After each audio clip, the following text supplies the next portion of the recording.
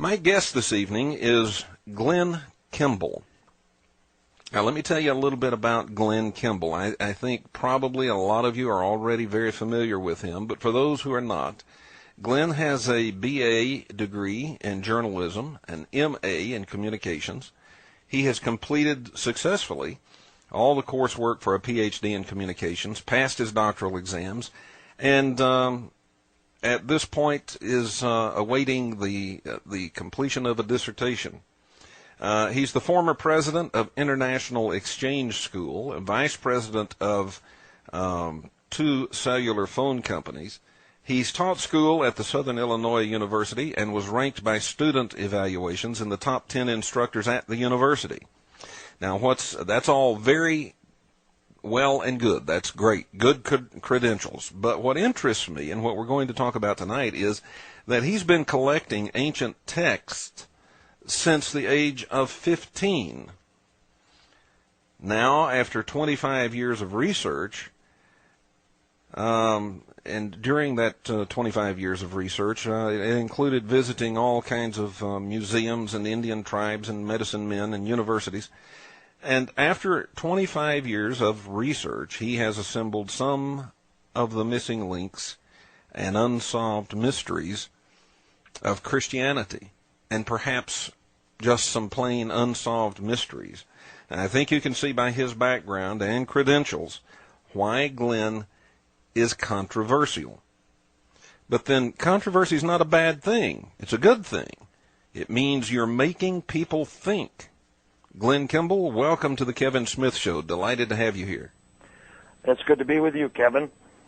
I was also sort of pleasantly surprised to discover that you and I are in the same area of the country. I didn't know that until our first contact. Well, I'm just down the freeway from you. Yeah. Just a next-door neighbor almost. Almost. Well, Glenn, as I told you when I first contacted you, the thing that I was researching at the time was giants. And I ran across your work with Stephen Quayle, and ran across some stuff that had been written about giants, and I got in touch with you, and then discovered something else, and that is the Kolbrin. And I'd like for us to talk about both of those tonight. First, let me tell you why I'm interested in giants.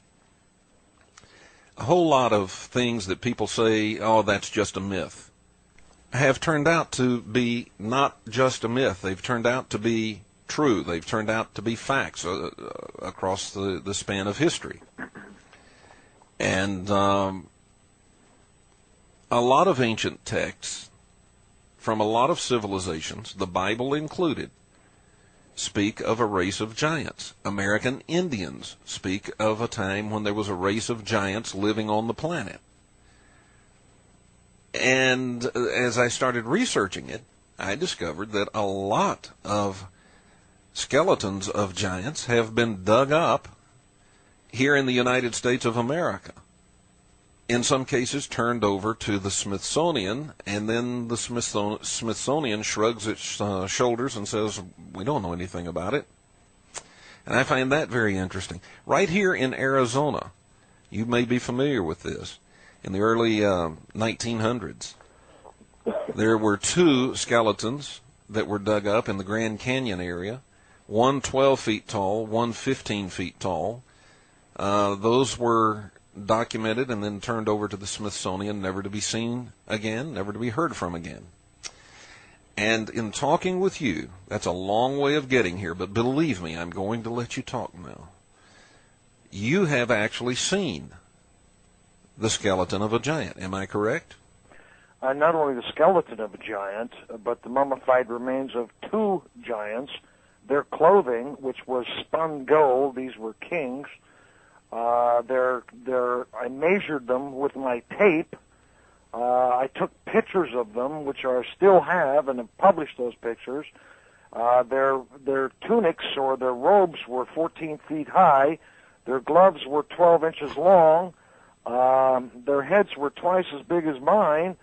and I have seen them personally. And where was this? I saw them in a private gold museum, which is open to the public, by the way, for a small fee, in Lima, Peru. And by the way, that's not unique. We live in a day and age when we suffer from the disease of all cultures who have risen in their technological growth in a very rapid fashion. Our country has changed over the last 200 years so dramatically that you would not recognize us in our generation from the generations 200 years ago. And what happens with all children is that they tend to, whenever they get real smart all of a sudden, is that they tend to think that their fathers were all wet. And the reality is that these histories regarding both topics, but especially about giants, are not mythological. I mean, Wild Bill Cody was given by Sitting Bull a complete set of giant bones. We have the records of Medico Vespucci. People think that we named the Americas after Amerigo Vespucci, which is not correct. But he came in 1499 following Christopher Columbus. He mentions in his journals meeting a race of giant peoples in the Yucatan and in Venezuela. And we think, well, that's an aberration. That he must have been pumped up on some sort of Indian mushrooms. But that's not true, because Vasco da Gama, Magellan, all of them record seeing these giant people in the Americas when they came to the Americas. We have just plain buried the truth. And, you know, the Americas is not the only place where these giant people have been. We know there are records, for example, Philo, after which the movie The Ten Commandments was made. Cecil B. DeMille used Philo as the basis for the movie and the scriptures. He comes from behind the curtain and says so. Philo was born in 20 B.C. and died in 50 A.D., was one of the great scholars in Egypt at the time. He has an entire chapter in his book, which is very, very open to the public. You can get a copy. The entire chapter is dedicated to the giants in the land. Let me ask you now about these giants that you saw. These were in Lima, Peru. Are they still there? They still are. So if I got on an airplane, went to Lima, Peru, I could go to this museum, pay for the ticket, and get in. And They'll cost you $3. Yeah, and $3, huh? Yeah. And I could go in and I could see these giants. Yes, you could. Now, you said, I think you said, the mummified remains? Yes. So these are not just skeletons. These are the mummies of a couple of giants. That's right. It's not a myth. They're there. One of the that's pretty outstanding. You know, one of the things that interested me as I read all these accounts on the internet of giants or skeletons of giants that have been dug up in the United States is that they have a double row of teeth. And that, to me, indicates either it's a completely different kind of human or it's not human. What do you think? What are they? Who are they? Well, the two I saw didn't have 2 rows of teeth, but they did have 6 fingers. You know, I was one of the very first white people ever at Tiwanaku back in the 60s, and, you know, the big monolith there is of a giant with 6 fingers. I had a completely amazing experience there. There were no buses, no public transportation to Tiwanaku at that period of time. And so I had to ride in the back of a truck where I could only put one leg down. As I got off the truck, all of the people in the town who spoke Aymara, and I only spoke a little bit of Aymara. I speak perfect Spanish, but I didn't speak Aymara very well. I thought they were trying to shake my hands, and they were trying to untie my shoes. And I thought, well, this is a weird greeting. And then suddenly it dawned on me. They were calling me Titsiviracocha, which means fair-skinned God, creator of all the world, and they were asking me where the marks in my feet and my hands were, because they had expected him to return to them someday. This is the very same experience recorded in the diary of that little-known guy called Christopher Columbus. Yeah. So they thought you were a god.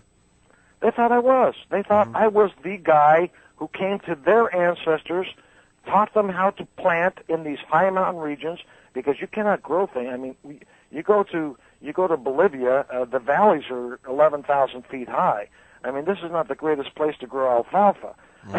But this great fair-haired god taught them how to grow a very successful agricultural society, and they taught them how to build great buildings. One of the things I noticed there in Tiwanaku, is just very close to there, is, you know, the largest stone in the pyramids is the rose quartz stone there in Khufu's pyramid. I know I was there last year. You know, it's about 80 tons. Okay. But in Bolivia, there are big square stones strewn about the Altiplano that are 9 million pounds. 9 million pounds. So that sort of dwarfs the big stone at Khufu's pyramid. We cannot move those things with our hydraulics in our epic. There is no crane. There is no physical ability to move them, and they're strewn about the Altiplano like some sort of tinker toys. And these are stones that have obviously been worked. They're not just accidents of not accidents of nature, huh? No. The Lego manufacturer did this. I don't know who built these things, but they're huge. And I finally did an estimate. I taught at the University of La Paz in 1969. I was teaching American history. And I was able to meet with some of the other anthropologists and geologists there. I asked them the question, how much of the ruins just in the Amazon and Andes Basin there between Bolivia down through the Yungas into the Amazon Basin, how many of the archaeological sites have been excavated? They said that less than 1%. And the thing that scares me is that even here in America, we have less than 5% of our sites are excavated. So let me ask you a question. Mm-hmm. Where is the largest pyramid by volume located? That I would not know. Try St. Louis. Really? It's off the freeway. There's a big sign saying, largest pyramid by volume. It's in green with the white border, you know, not off the freeway. Yeah. It's called Monk's Mound. Monk's Mound is there. It's the largest pyramid by volume in the world. And you know what? How many Americans know that the largest pyramid in the world is located within the confines of the USA? That's how ignorant we are. Well, look, you're singing, you're preaching to the choir here. I know we're ignorant. I talk about us all the time as being the ignorant majority. And the reason why they called it Monk's Mound is because there was a group of Irish Catholic monks who lived there for 500 years prior to Christopher Columbus, who had mail service that was writing letters back to the Pope in their epoch of time in the 7th century, 8th century A.D., and guess what? Those letters survive. Oh, no! Christopher Columbus didn't discover America, did he? No, he did not. Oh, my goodness. But he was the only one to put a flag in the dirt saying, mine, mine, mine, it belongs to me, me, me. Yeah. You know, they were, one of the things I noticed in Peru was all of the pictures of King Ofer and the writings of King Ofer. Do you remember who King Ofer was?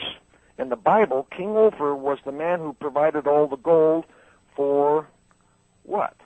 Solomon's temple. Yeah, Solomon's temple, yeah. Well, where did he get all that gold? He didn't mine it in Egypt. They didn't have mines capable of providing that much gold. They got it in Peru. They were able to pick it out of the streams. And you say, how did they get there? And I've had people say, well, that's ridiculous.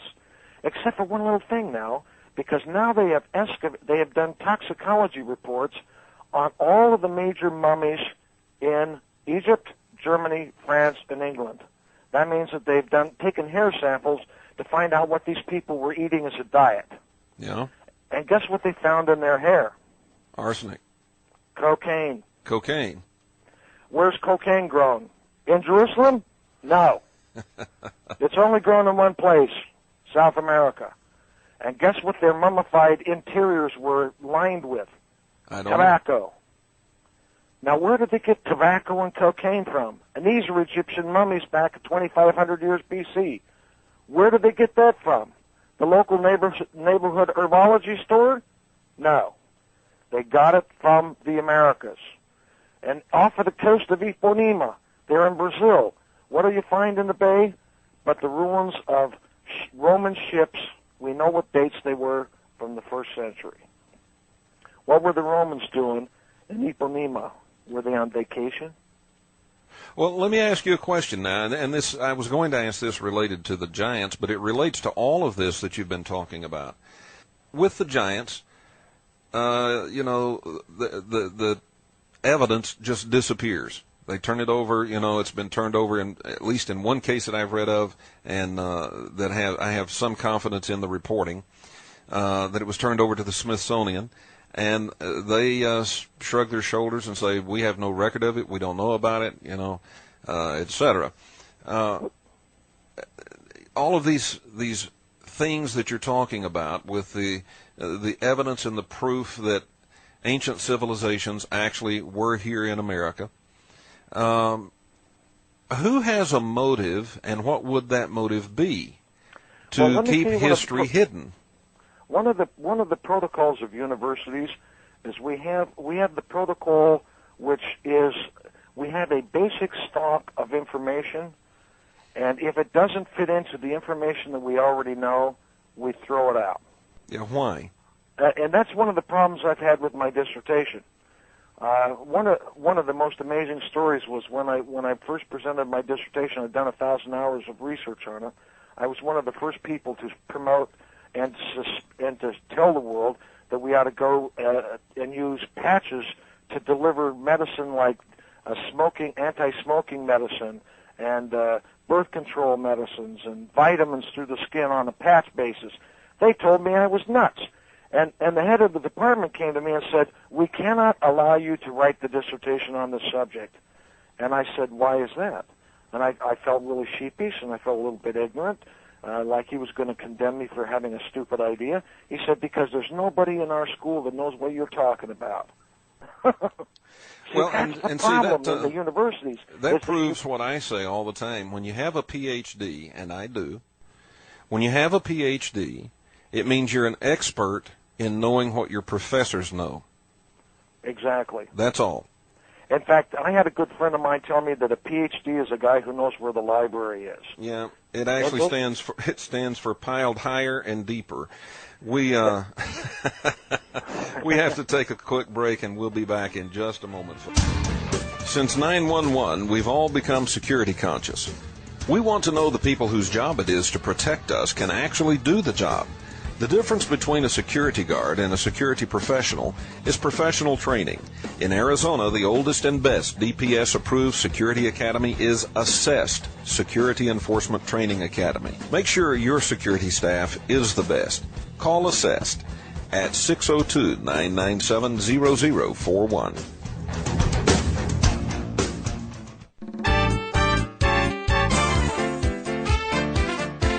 Got iPod? Get K-Pods, the Kevin Smith Show podcast, and take Kevin with you everywhere. Subscribe today at kevinsmithshow.com.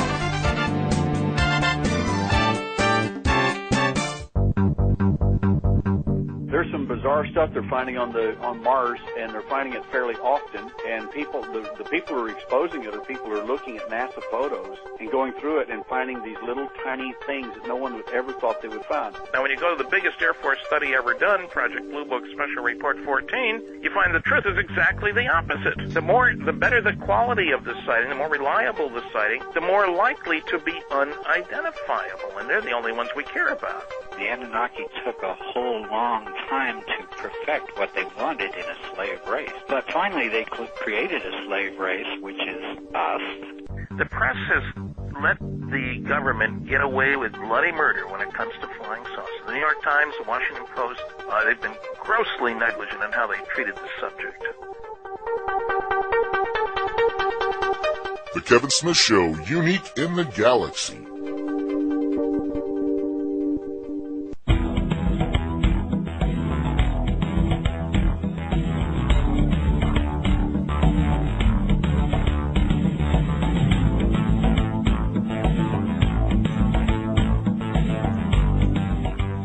And welcome back, ladies and gentlemen, to the Kevin Smith Show. My guest this evening is Glenn Kimball. We're talking about, well, I kind of call it oops history. It's not what we've been told. The world is not what you get told it is, and it has not been what you have been told that it was.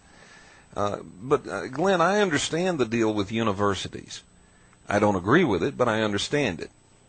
A doctor, a PhD, is not going to confer a PhD on someone unless he, the doctor at the university, can understand what the other guy is talking about. My daddy told me when I was 8 years old, he said, Glenn, you're going to learn one serious lesson. And the lesson is that third parties are always negative. He says, you're going to realize that if you ask the advice of someone who does not know what they're talking about, if you are right in your assumptions, they will always tell you no. He says, it isn't 50-50 that they'll tell you no half the time and yes half the time. They won't give you a thoughtful response to go research it. They will just tell you that you're stupid. Well, yeah, always, every single time. That was a lesson. I agree with that, and I have had that happen whenever I was in my former career, and my job was to collect information and to make sure that that information went upline to people who were supposed to use it to make decisions. And more than once, I've had them say, hey, you know, this report you sent is BS.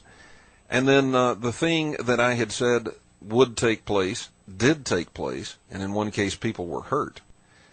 And the commander who told me this is BS came back, you know, and he said, well, I guess you were right. Well, I got so tired of that. I mean, that happens all the time. People, you know, the dumbasses come back and tell you, well, I guess you were right.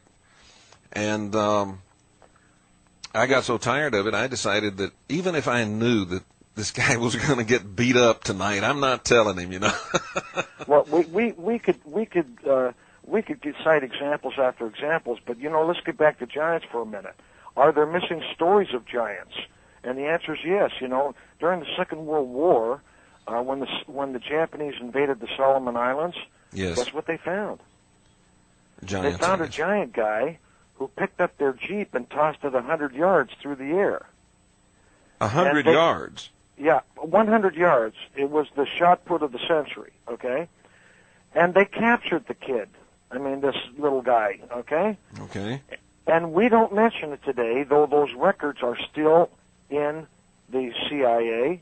When we captured the Solomon Islands, we took them again, and those records are still available. And then more recently in the Afghani conflict, when the Americans went in and took it from the Taliban, well, one of the CIA crews got up into the hills of in the Afghani hills, where there's lots of caves where people could hide for millennia. They encountered a giant who picked up one of their tanks and did a shot put, threw it right off the road over 100 feet. Now, what kind of a guy can pick up a tank and chuck it? And how do we know about that? Because there are records that survive. See, now once again, we're playing devil's advocate here, because the records that survive, no one wants to even talk about it. It's like saying, I saw a UFO, and you can't tell anybody because no one's going to believe you. You know, it's like being an airplane pilot for United Airlines and having some space alien pull up on your side. You don't want to report it because you'll lose your job. You know, but those records still survive. You ought to get Stephen Quayle on the air. He'll tell you about both of those. But I'll tell you one more recent has to do with me. Okay. A couple of months ago, I'm sitting here in my house, and who knocks on my door but this guy that looks like the Mayan hippie of the century. He looks like he's dressed in Mayan clothing, but he looks like something out of the 60s Flower Children arrangement. He comes and sits down. He knows what I've been doing. He had taken 10 years ago, had gone to the Mayan to the Yucatan Peninsula. He had been a translator. Had studied languages. Had found a text, the Mayan text. Went down there to see if any of the medicine people could translate this text. Well, in the process, he stayed 10 years and contacted 6 of the tribes that still live under the green canopy in the Yucatan Peninsula. They are Mayan. They live predominantly underground. They certainly live under the media radar. They've never been chronicled on CNN. These people still speak the original Mayan language. They still have Mayan text. He showed them to us. And one of the people that is in one of those tribes there went into a city in Belize. He was over 9.5 feet tall, created such a stir that they called the CNN cameras. By the time CNN got there, he had disappeared back into the hills, and these guys have a record, a Mayan record that's 800 pages long. We know where it is. It exists, and it talks about the history of the world. I'm hoping to someday, like with the Kolbrin, I've done with the Kolbrin, to publish this text as well. And so is it from what I'm hearing from you, it is your firm conviction that giants have not vanished from life. They're not extinct. They have just vanished from our sight. They stay away from us. They have to, and not only the giants, we have to speak of the reverse as well, that there's also the short people. I call them short people in lieu of trying to call them some other disparaging remark like midget or dwarf or something like that.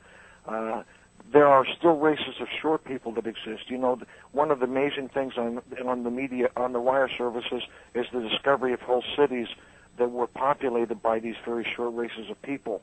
You know, the we people are not a myth under any circumstances. When I was in Egypt last year, Zahid Was personally took me to the newly found tomb. And by the way, this has been on the Discovery Channel since in the last week. Took me to the tomb of the engineer who built the Khufu pyramid, the big pyramid on the Giza Plateau. Mm-hmm. I was one of the first people with a film crew that went in and documented this. The guy who built this thing was a guy that was about 3 feet tall. These little wee people were engineers. They were brilliant beyond measure. And by the way, there's still tribes of those people that exist in the world today, not the least of which is rumored one, and I will not mention the Indian sect because I'm negotiating with the native councils to allow me to go in and do some film with them, but there's an entire Native American Indian tribe that's 3 feet tall that still exists today. Wow. And they live predominantly under the protection of underground habitations. Now, I don't mean deep underground. I mean they're just not surfaced. They just don't live on the surface of the planet. They live in disguised locations. How many civilizations? You know, the history of this world is a history of catastrophe. Mm-hmm. And the former civilizations that were here on this planet had to seek cover underground. They were experts at living underground. They're experts at lighting things underground and farming underground. These people had to because from time to time, like in 531 AD, the entire planet was covered with soot. You could only see the sun for 1 hour a day. These people, the only people that did survive were people who learned to live underground. And so those remnants still exist today. And by the way, we have a major cave location, an archaeological site in Illinois, which we have mapped out via surface radar. We have an entire cave system in Illinois which is still littered with artifacts, not the least of which are 5 statues that line the entry walls. One of them is made out of heavy metal. I'm hoping the heck it is what I think it is.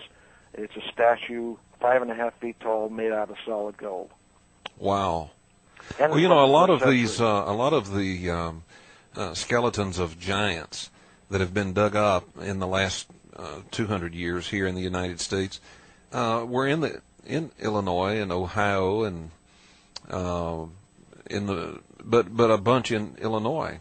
And you know, we have also the Lost Cave mystery here in Arizona, up in the Grand Canyon. And that's one that's very interesting because it was reported rather thoroughly by the newspaper, by the Arizona Gazette. And the leader of the expedition was named, and some other people named, and people were hired for the expedition. And it was reported that the Smithsonian was paying for it. And as soon as they started finding really strange history, the expedition was shut down. The Smithsonian disavows any knowledge of the expedition and say they have no record of ever having funded such an expedition. Well, I have in my possession, Wayne May and I have in our possession, over 600 rune stones from this cave with writing on them, most of which is in ancient Negev. Now, ancient Negev is what's linguists would tell you is what was colloquially called Old Hebrew. Okay. This is from the 1st century. We have this language written on stones. We have the stones in our possession. They tell stories. We have people who now can read this. When I first looked at these stones, I thought, well, how in the heck are we ever going to, I know what hieroglyphs are, and I know what Greek and what Hebrew looks like. Can read a little bit of it. It was neither of those, none of those languages. We've since found a person who can read it pristinely. Some of that Negev language has been found here in Arizona. There's Negev languages found in China, India, Egypt, Australia, South America, all over the place, this ancient Negev language. And I have the evidence from this cave. These are not forgeries. They cannot be forgeries. There's nobody intelligent enough to write in this ancient language, first of all, that had the ability to carve these stones. Nobody. There's only two people that I know of that can read the language. So what is your theory about how they arrived in Arizona?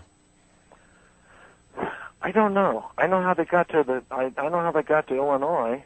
They sailed up the Mississippi. I've been in the Big Mouth Cave there in the Mississippi. Right, you sail up the Mississippi. There's a big cave where there was once it was just littered with Egyptian hieroglyphs all the way through it. I know how they got there. I don't know how they got to Illinois, to Arizona.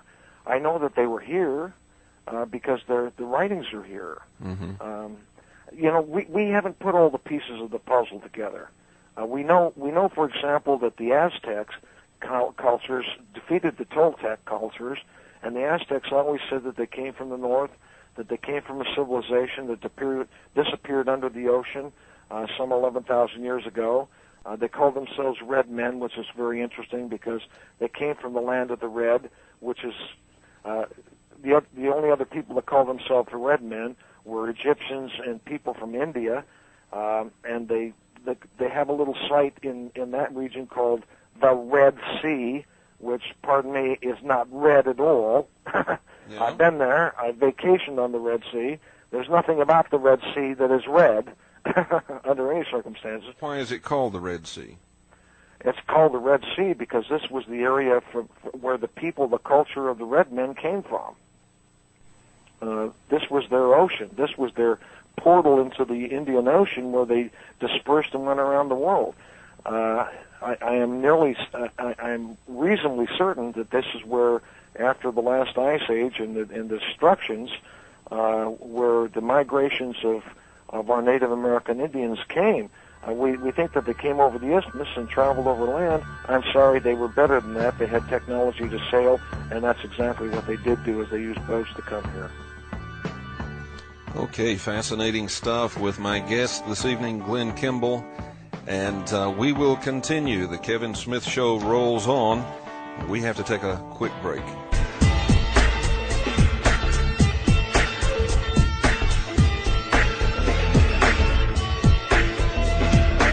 What did the founder of the Vampire Church, the man who invented the 20th century, the single most credible alien abductee, anti-gravity technology, forbidden archaeological discoveries, evidence of genuine ghosts, the godfather of international Satanism, and the ominous evidence of an ancient bloodline controlling the nations all have in common? They all have one thing in common: the K-Files magazine. Subscribe today.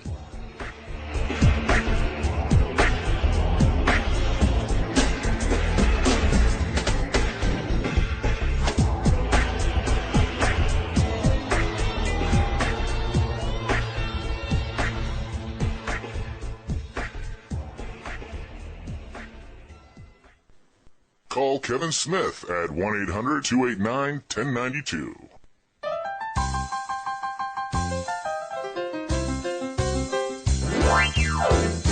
Got iPod? Get K-Pods, the Kevin Smith Show podcast, and take Kevin with you everywhere. Subscribe today at kevinsmithshow.com.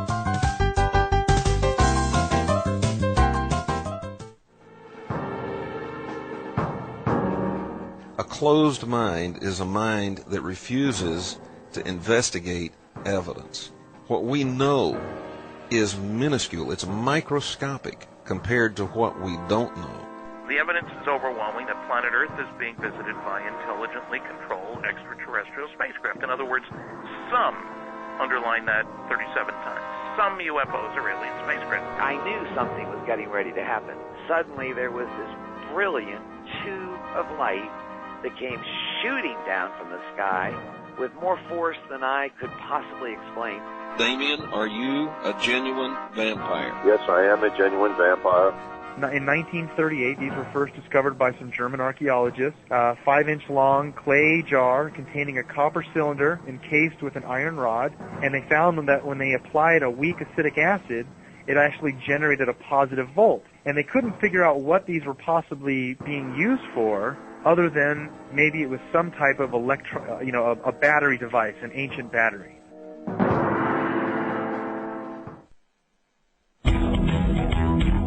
You are listening to The Kevin Smith Show, the #1 talk show choice of many galaxies.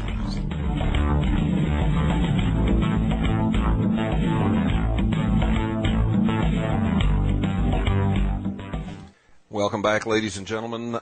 We are going to open the telephone lines, even though we're going to continue discussing with Glen Kimball this very interesting topic. The telephone line is open. And let me encourage you to give us a call. If you have a comment or a question for the guest, give us a call. 1-800-289-1092. We'll be back right after these words from the network.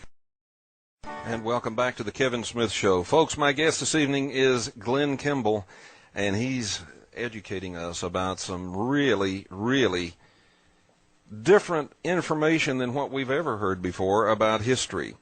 The phone line is open and will remain open throughout the rest of the broadcast. 1-800-289-1092. Or if you're in Phoenix, if you're in the Phoenix area, the telephone number is 623-581-5148.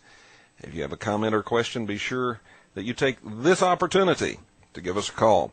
Also, if you're outside the United States listening to the show live, then you can send us an instant message on Yahoo Instant Messenger.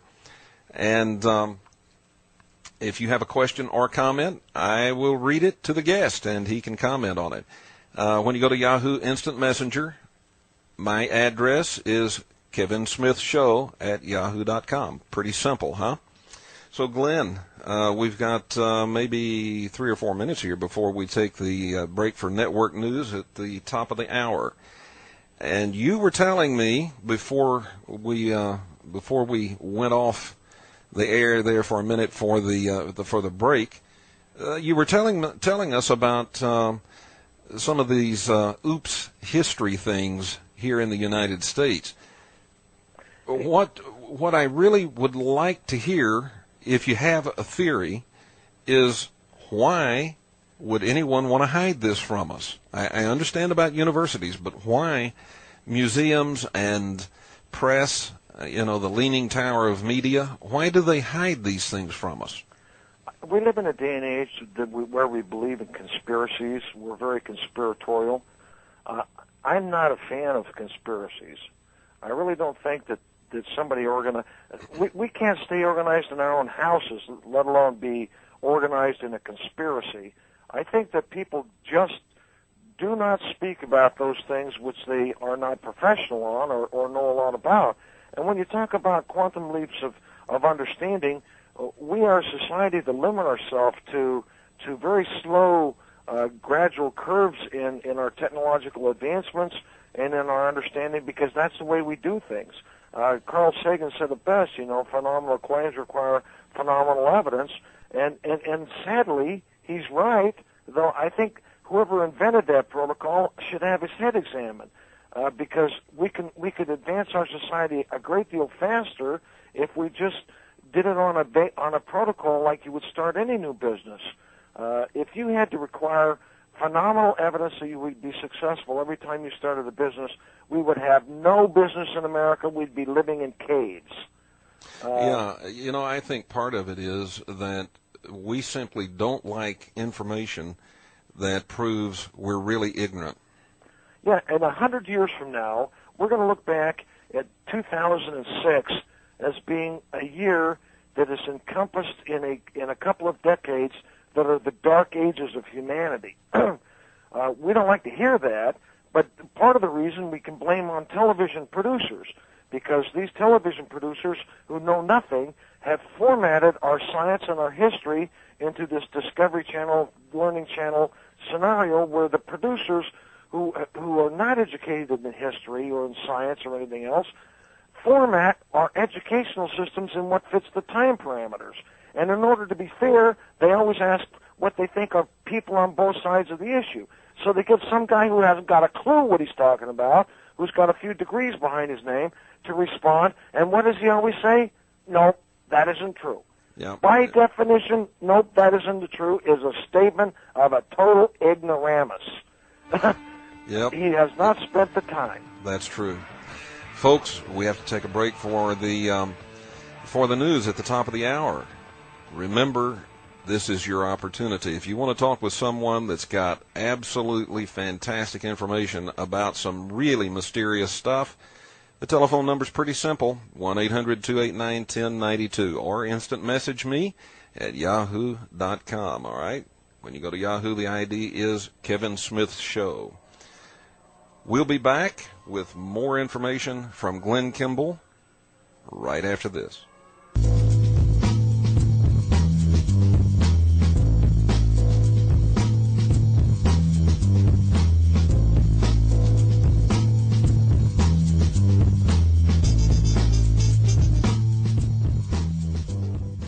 This is Jason Martell, researcher into the ancient astronaut theory, and you're listening to The Kevin Smith Show. You are listening to The Kevin Smith Show, the #1 talk show choice of many galaxies.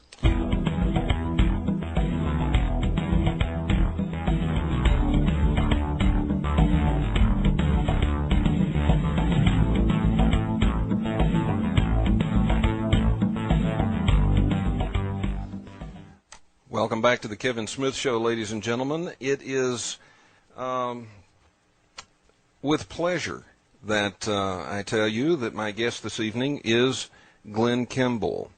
And Glenn has been talking with us in this first hour about the amazing evidence, actual evidence, of a very, very different history of the United States of America and South America and some other places.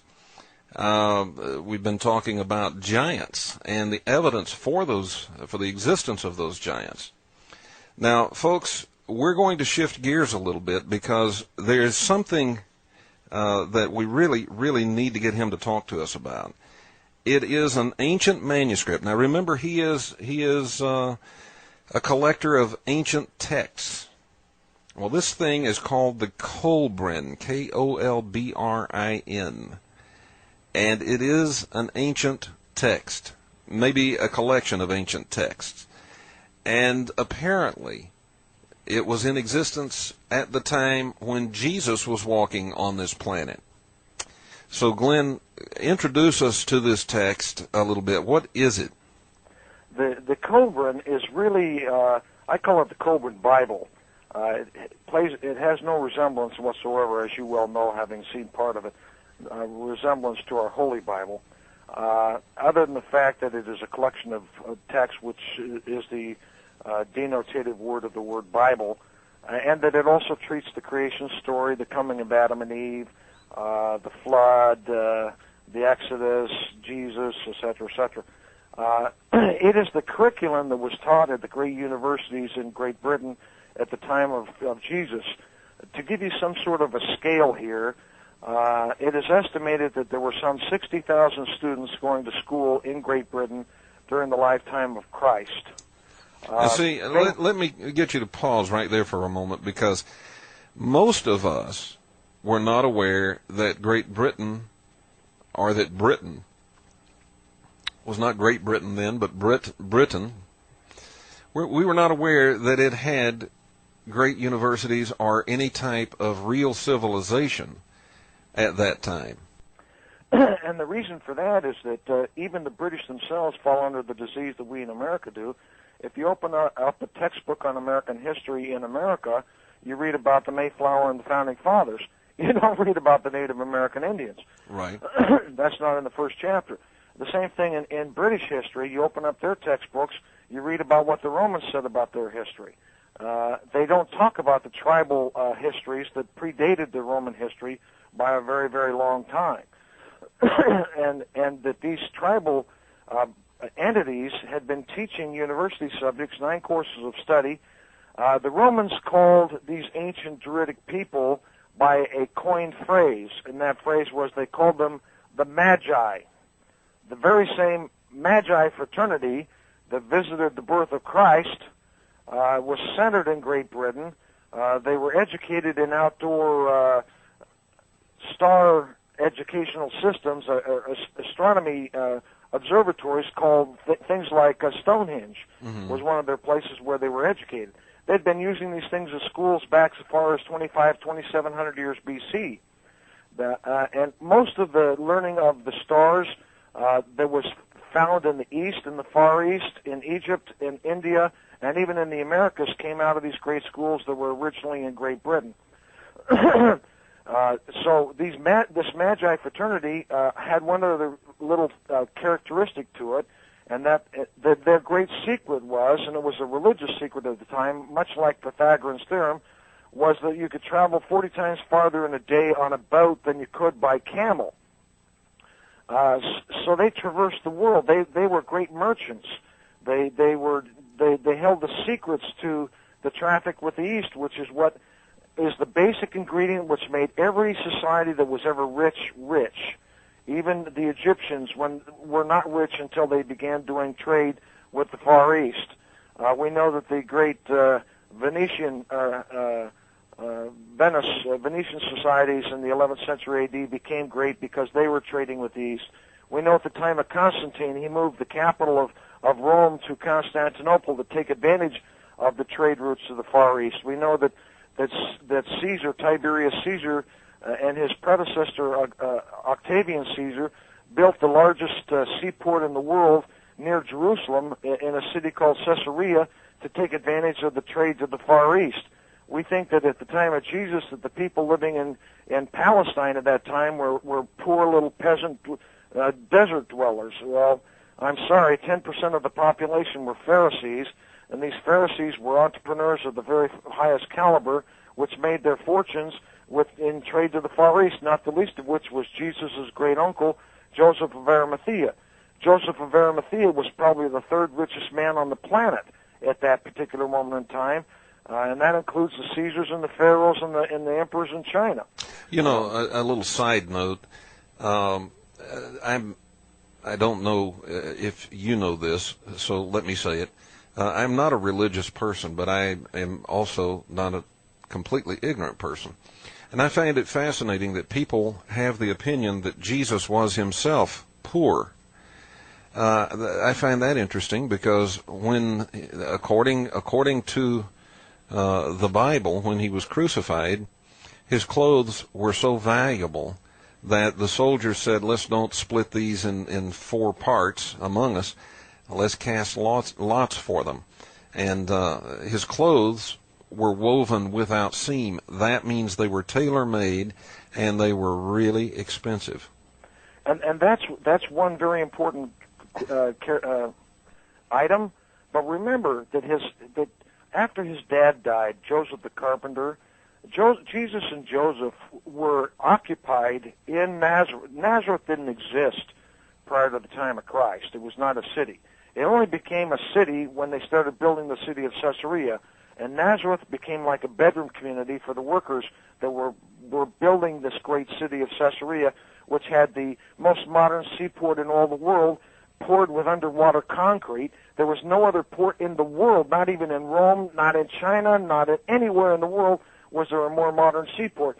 You ask yourself, why didn't you build the most modern seaport in Rome, not in this eastern province of Palestine? Well, they built it there to take advantage of the trade routes. But Jesus and his father, there's ancient texts that talk about the fact that he and his father were involved with the construction of the city of Caesarea, and in fact built the throne or some of the implements in the palace room. We think that Jesus and his father built wooden spoons and little fences, and because Mary had to ride on a donkey into Bethlehem, that they were poor. Well, I'm sorry, they didn't have Mercedes-Benz back there. If you had the finest donkey in the world, you were riding the Cadillac. Yeah, that was the limousine. And inquired to stay in an inn. The normal person would not have inquired about staying in an inn because they couldn't afford to do so. Joseph was very, very wealthy. Part of the reason why Jesus was followed by 5,000 people and why they listened to him on the hillside wasn't just because he was as handsome and an interesting speaker, was because he was famous for feeding these people. Their family was philanthropic to the maximum. They gave a third of their increase every year to the poor and needy, and this is all recorded in my book, The Hidden Stories of the Childhood of Jesus, taken from a text called The Gospel of the Virgin Mary, which the Vatican openly acknowledges and vindicates. They did that in a show called Portrait of the Virgin Mary in 1997. It tells the rest of the story about Jesus. But when Jesus' dad died at the age of 15, who took over as his protector? His protector became the great and wealthy Joseph of Arimathea.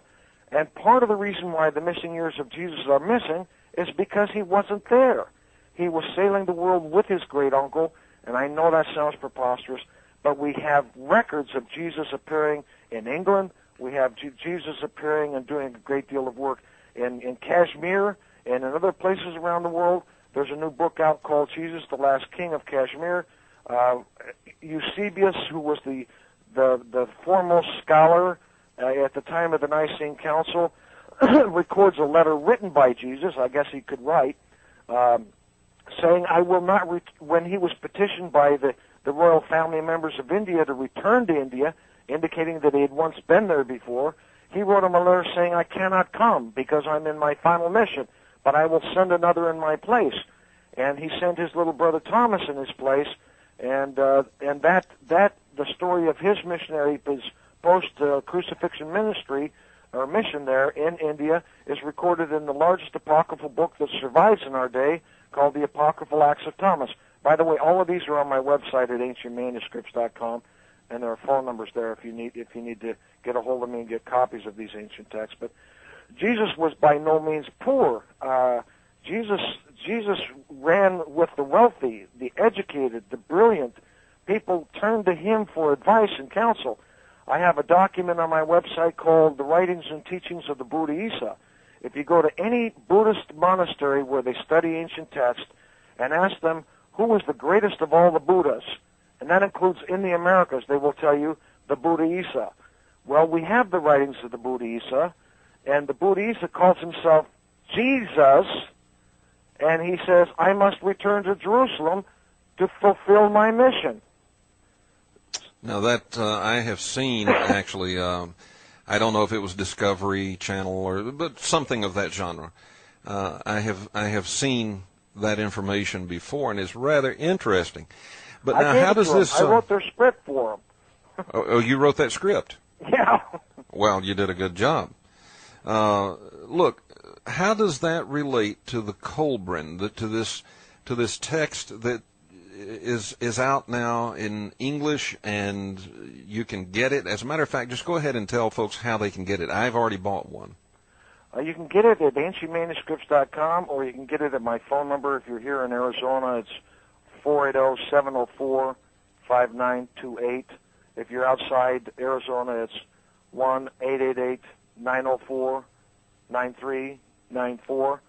The best thing to do is to go to the website. It has the phone numbers there. That's ancientmanuscripts.com. But remember that the Magi were also had another name. They were called wise men. Why were they wise men? They were wise men because they were counselors alongside the emperors in China.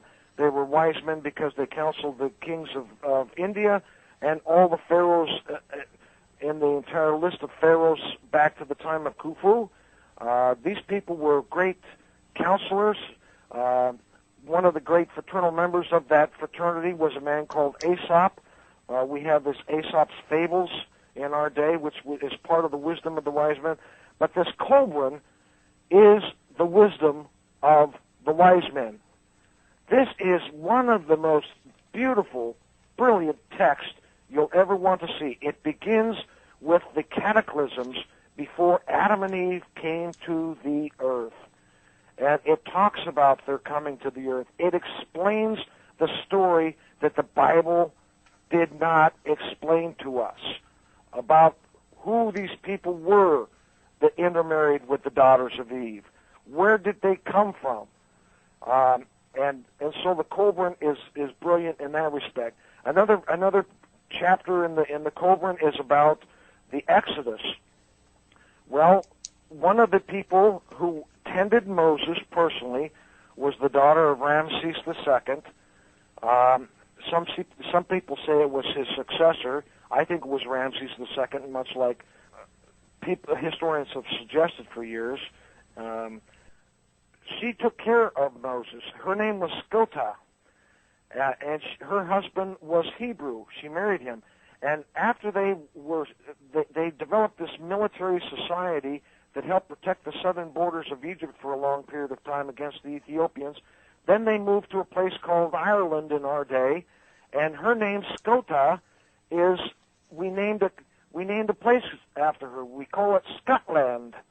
Scotland is named after Skota. And her story, her actual eyewitness account of the Exodus is located where? In the Kolbrin. Oh my gosh, you can't believe how precious this manuscript is. You made mention of this. You said it tells us who were these people that intermarried with the daughters of Eve, or the daughters of man, I think is how it's put in Genesis. So who were they? And where did they come from? There have been at least 4 civilizations prior to our own that were humans. The great, and we get this from texts all the way from China, India, Egypt, Russia, and especially the Mayans. They have records of this. Roughly every 12,000 years, a society arose, a human society arose, believed in God, believed in the great Messiah, the coming of the one who would save the world from their sins, who would die on a cross and be resurrected. Even Plato knew that. Plato said that the civilization of Atlantis was destroyed because of its wickedness. You know, I think of Zechariah Sitchin. He only speaks of the Sumerian tablets as being some sort of space alien textbook. He doesn't tell you that the Turing exhibit of Sumerian artifacts that toured the London Museum and the Louvre in Paris, that depicts the Anunnaki, is a man nailed to a cross. Now, who is that masked man? You know, these people all knew about the coming of a guy in the last age who would be nailed to a cross, die for the sins of the world, be resurrected, and that eventually their society would return for 1,000 years of peace, much like the Christians believe in our day. They call it the millennial era of time. The Atlanteans call it the Return of Atlantis. The Lemurians called it the Return of Eden, that the world would, because their civilization was, the center of civilization was called the civilization of Eden. Part of the contact we have with the Garden of Eden with Adam and Eve.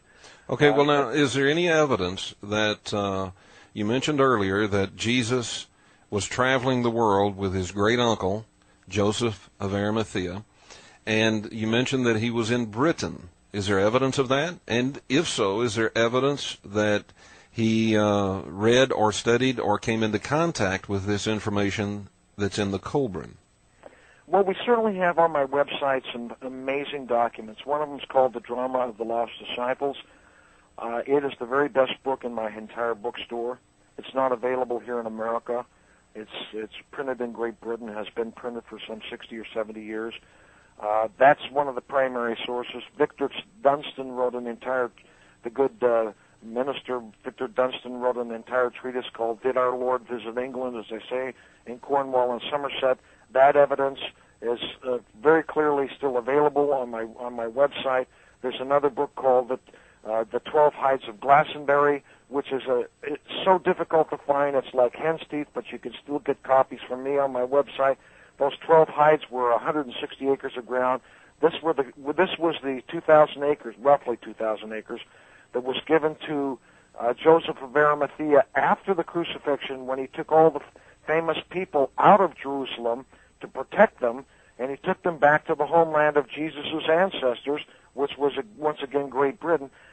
His grandmother was born in Brittany, and the reason why she was born there was because Jeremiah the prophet had taken Jesus' ancestor, the great Tefi, who was the daughter of King Zedekiah in the 6th century B.C., for her own protection, pending the onslaught of the Babylonian conquest and the destruction of the Temple of Solomon in Jerusalem. He took her to Great Britain, and you can still see the grave of Jeremiah the prophet in Ireland to this very day. It's on the tour. You take the tour on the bus, they'll take you to the grave of Jeremiah the prophet. He took the ancestors of Christ to Great Britain for their own protection. That's why Jesus' family had a great history with Great Britain. They were very well known there. They were very well liked there. Constantine himself was a descendant of Bishop Linus, who was the very first bishop of Christianity. We tend to think that Constantine himself was a convert on the plains of Spain because some epiphanal vision he had of a cross in the sky. That's complete malarkey. Well, a lot of people don't realize that Constantine was from Britain, from Britannia. He was not born in Rome. He was not born in Italy. He was educated and born in Great Britain. His dad, Constantinus, when the Roman Empire was divided in that epoch of time, his dad ruled Rome, the western half of Rome, from a place in Spain and in York in Great Britain. And his mother, the great Saint Helena, was very Christian. These people they may not have been Christians from their birth, but they certainly had the bloodlines and the family that were Christian. They certainly had the propensity to be Christians, and they were the ones that we can attribute the extension of Christianity into our day directly related to Constantine and his education in Great Britain and what he found there, and certainly what he knew there was the texts that were taught by the Druid Magi, who taught about the coming of the Messiah, that taught about the birth of Christ. He knew it very, very well. That's why he was interested to begin with. Well, let me get back to Jesus having traveled to Britain. Is there any evidence that he was there, he personally? I understand about his family. And is there any evidence that he would have come into contact with this Kolbrin? Well, like I said, those manuscripts I just talked about are the actual evidence that Jesus had visited Great Britain on several different occasions, and the writings of the Book of the Briton, which are the writings and sayings of Jesus, are located in the Kolbrin itself. So they incorporated some of his sayings into the Kolbrin. Absolutely. And in fact, the second half of the Kolbrin, which I have not got rights to publish yet, I'll blow your socks off when you find out how much they knew about Christ. It tells an expanded story of Jesus' involvement in Great Britain. But this isn't news. I mean, it's news to Western Christianity only because we're as ignorant as stones. That's a very, very polite way of saying what I say impolitely sometimes. We have 5 major categories of religion in the world. The Hindus, the Muslims, the Buddhists, the Jews, and the Christians. All other 4, the rest of the other 4 have thousands of documents in the religious canon. We in Christianity have 66. Right, being the 66 books in the Bible. Yeah, and you know what Muhammad said about that? I have to laugh because he was right on target. He said, "Come to me, all you Christians and Jews. You know so very little about your Jesus, and I will teach you of him." Interesting. Well, folks, we have to take a break. I know you're fascinated. My guest, Glen Kimball, the telephone number 1-800-289-1092.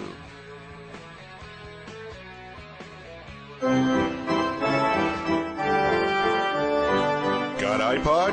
Get K-Pods, the Kevin Smith Show podcast, and take Kevin with you everywhere. Subscribe today at kevinsmithshow.com.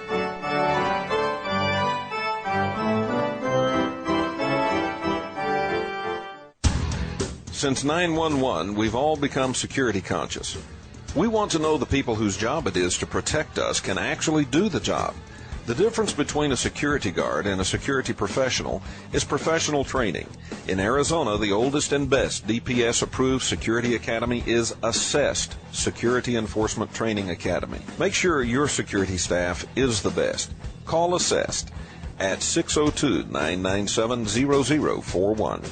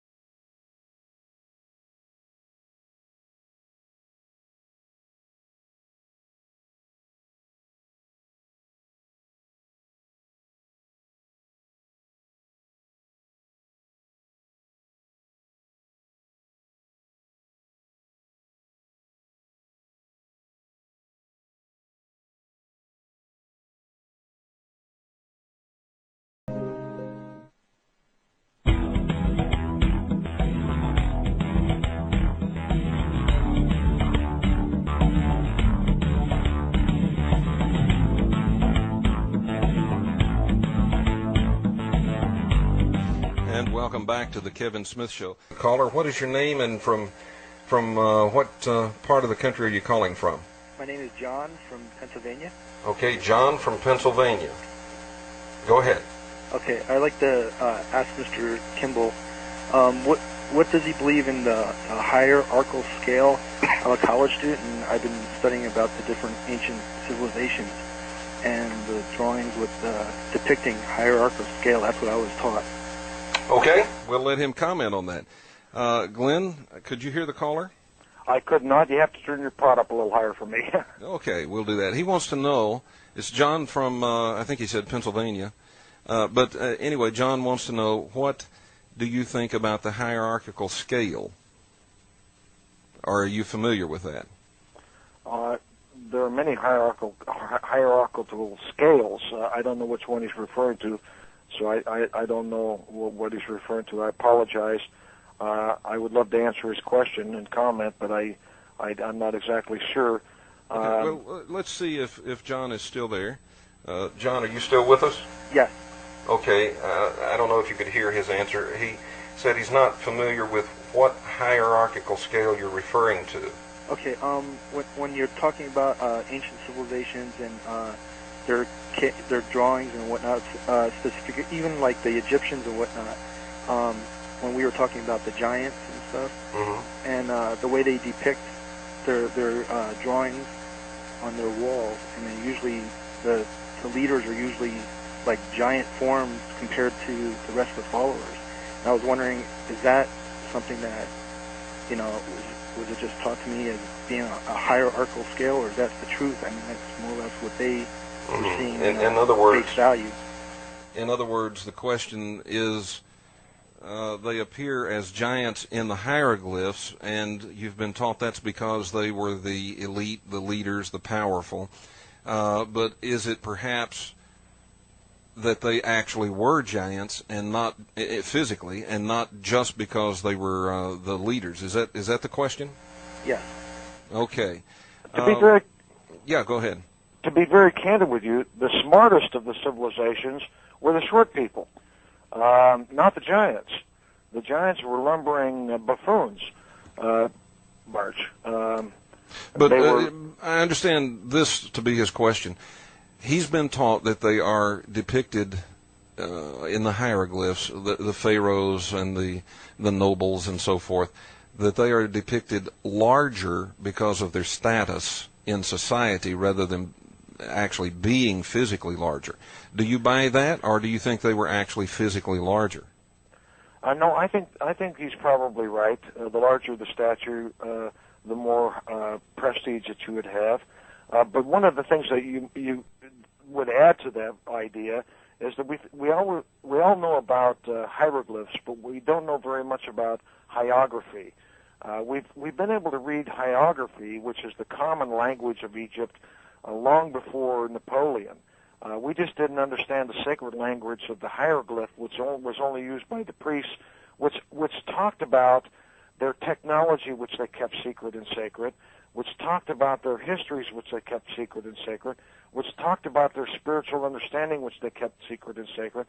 The common things like, hey, I'm going to trade you a loaf of bread for 2 rabbits, would be commonly recorded in hierography, not in hieroglyphic form.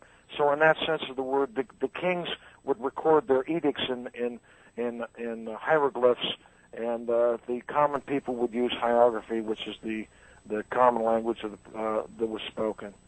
Interesting question. I've never had that question asked.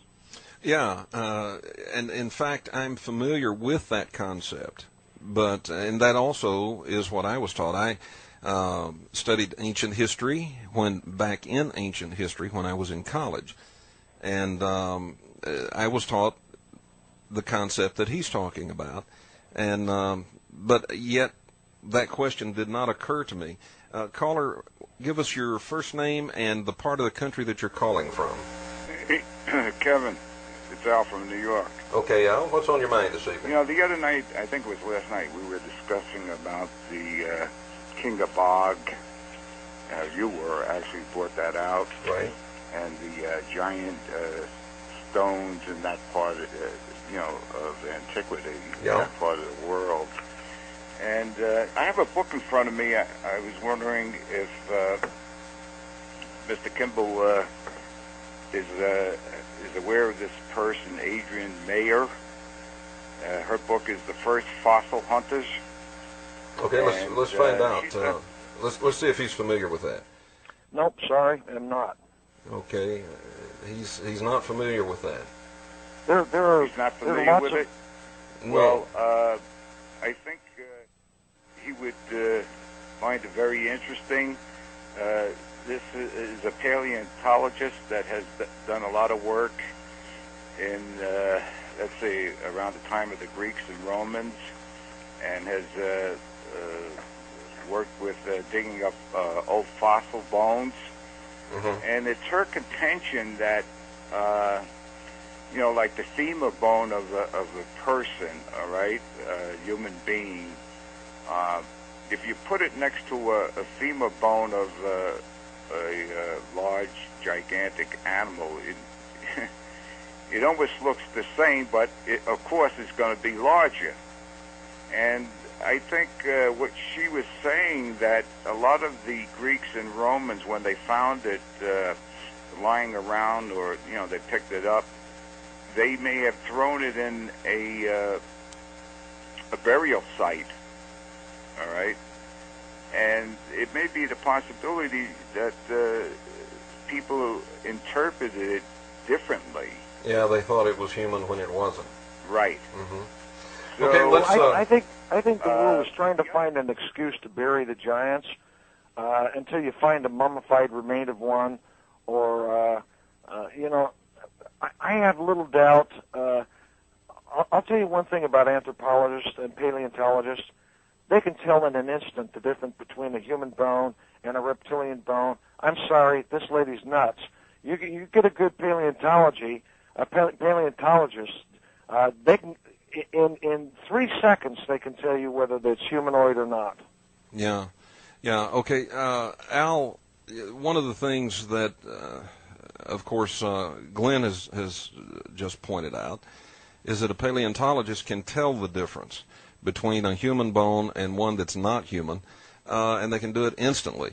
But, although I was not familiar with that name whenever you said it, I have read some excerpts from that book.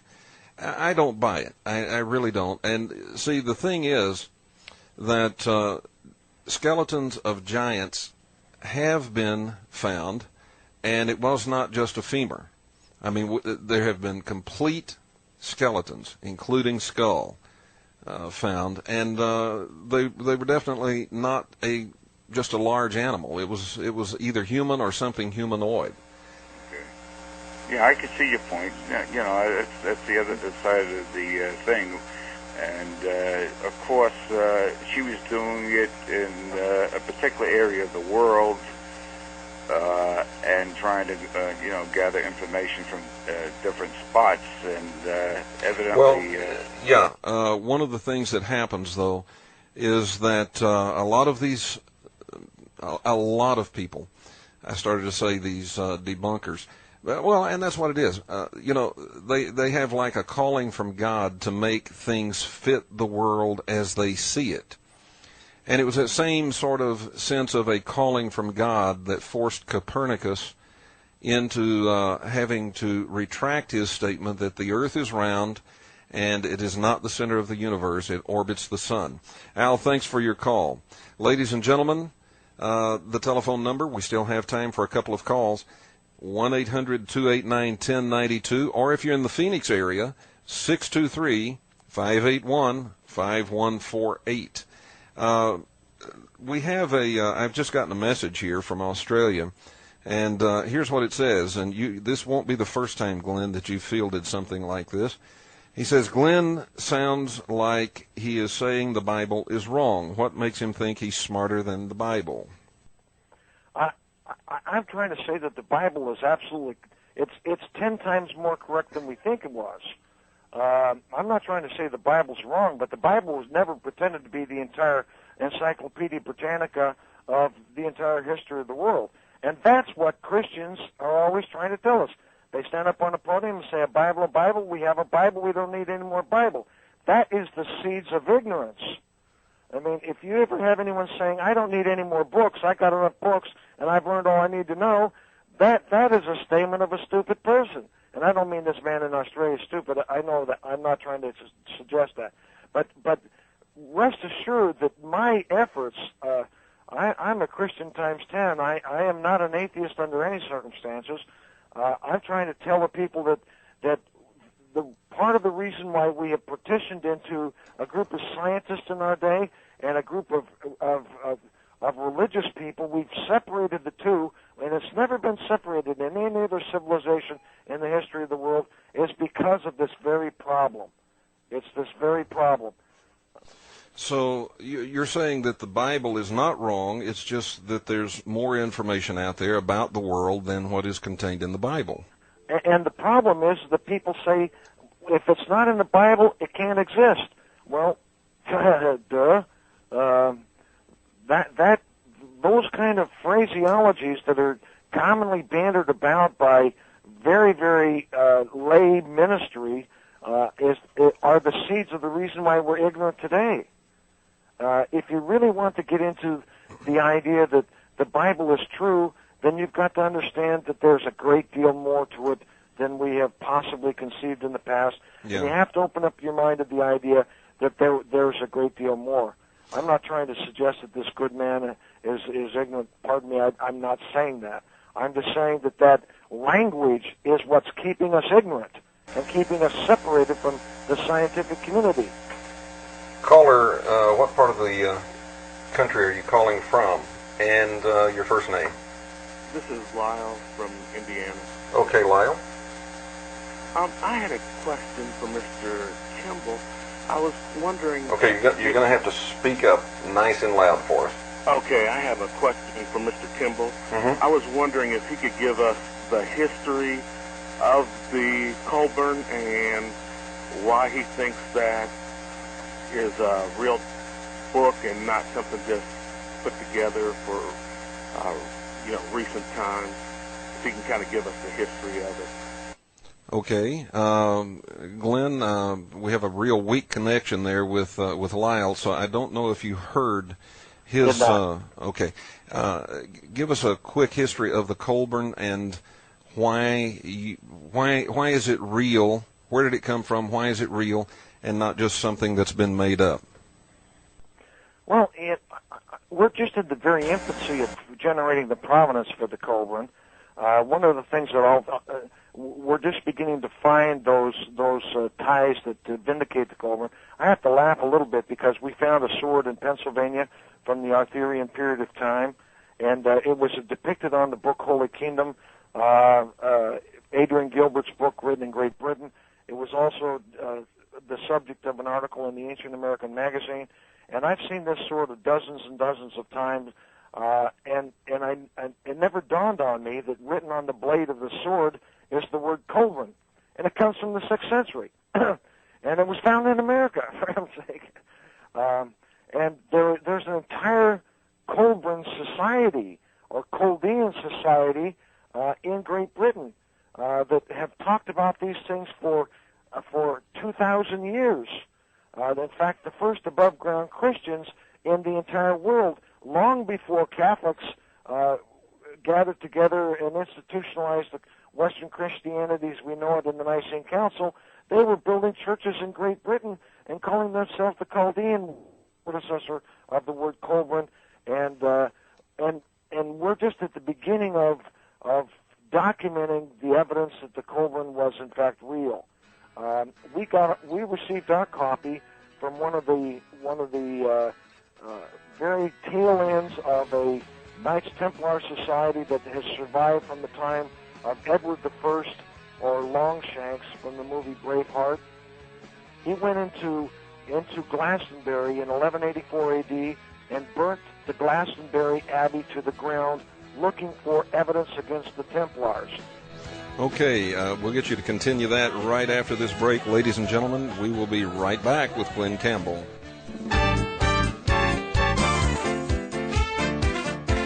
Got iPod? Get K-Pods, the Kevin Smith Show podcast, and take Kevin with you everywhere. Subscribe today at kevinsmithshow.com.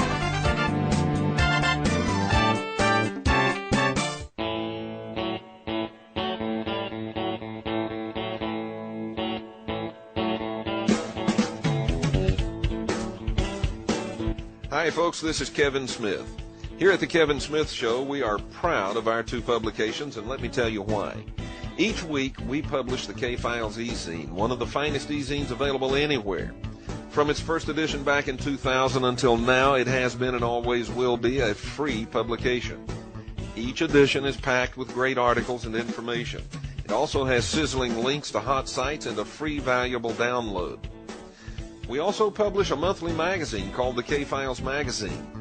This fantastic magazine is a full-color e-magazine published in Adobe Reader format, and folks, it will knock your socks off with its amazing photos, hot articles, powerful and incisive editorials, links to sites that are in perpetual warp drive. Here on the show, it's just impossible to cover all of the amazing topics in the detail that you and I would like. That's why you really need to subscribe to both of our publications. The K-Files e-zine is free to subscribe, and you can do it in just a few seconds. And the K-Files magazine, well, it's priced so low you won't even believe it's possible for us to publish. But we do each and every month. Here's how to get both of these excellent publications coming to you hot off the wire. The links are on the main page of our website. Just click the links and subscribe. It takes only a few seconds to subscribe to both of these excellent publications, and it's the best investment of your time that you'll make today.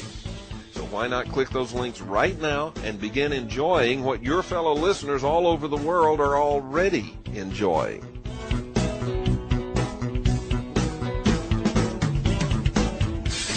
For a motorcyclist, nothing beats a twisty road, but you'll be better off if you ride straight. Alcohol and motorcycles don't mix, so enjoy the curves, but ride straight.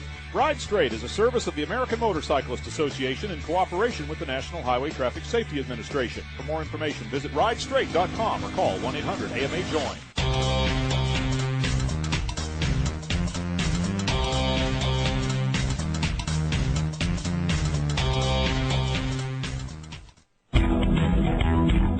You are listening to The Kevin Smith Show, the #1 talk show choice of many galaxies.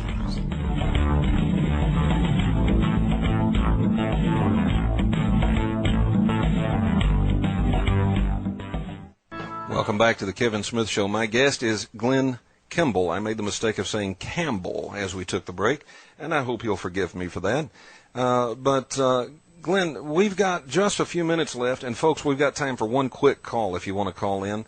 It's 1-800-289-1092, or in the Phoenix area, 623-581-5148. Glenn, in this last few minutes that we've got, what do you consider to be the most important message about the Kolbrin? What do we need to take away from this? Well, in the Bible, John 21:25, John, Jesus' best friend, said, and many things Jesus did, I suppose if they were all written, the world itself could not contain all the books that should be written. This is part of that genre of the evidence of and the writings and the teachings of Jesus from around the planet. We have to, in order for us to get into a world where we finally understand Jesus in the real sense for who he was, and it's exactly who our parents told us he was, we're going to have to understand that there's more out there. We cannot do what the universities have done, and that is, you can only know what I know, and you can't know any more than I know, kind of philosophy. Otherwise, we're going to be in trouble. And backing up for a second, Longshanks burnt this great Christian abbey that was the greatest Christian sanctuary in the world at that time to the ground, looking for something. He was not in the habit of burning Christian churches to the ground. This had been a sovereign nation for 1,000 years prior to that period of time. He was looking for something. What he was looking for was this Kolbrin. It escaped. The Templars preserved it. We are in the first year of that discovery process. It took them 30 years before they countenanced the Dead Sea Scrolls, longer than that before they began talking about seriously the Nag Hammadi text. This is the very first year we're talking about the Kolbrin. In 30 years, the Kolbrin will be common household knowledge. People will be researching it. People will be taking the wisdom, and people will be enjoying it all over the planet. Outstanding. Glenn, I want to thank you for coming on the show, and I hope that you'll come back and be with us again. Will you do that? I will,